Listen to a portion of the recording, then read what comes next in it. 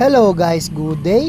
Ito nga pala, papunta tayo ngayon sa aking munting business. Sa pwesto ko guys dito sa Vicencio Road, sa San Roque, San Isidro, Nueva Ecija. Purok 7 siya ng San Roque. At ayan, tara, puntahan natin. Bali, andun na si Papa kanina.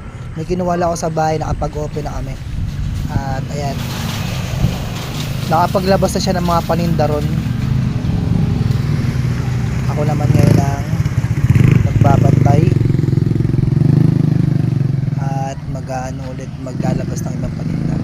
Siya lang ang nagbukas at kita niyo yung mga aso na yan. Tingnan mo, napakaraming aso niyan guys. Diyan lang tumatambay sa harap ng tindahan ko, kinakalkal yung mga may mga butas-butas. Kita nyo, hukay-hukay yung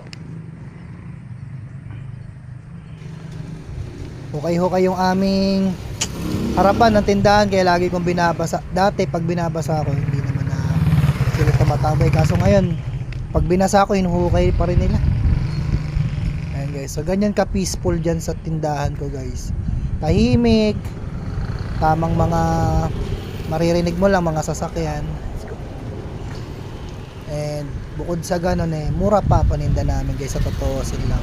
Sobrang baba lang ng mga pinapatong namin. Mura na, may discount pa. Bali yan, mga nasa siguro nasa 65% pa lang ng mga paninda namin yung nailabas yan. At ayun pa yung iba. So tara, tapusin na natin to para tuloy-tuloy na tayo makapagtinda. Let's go, bye.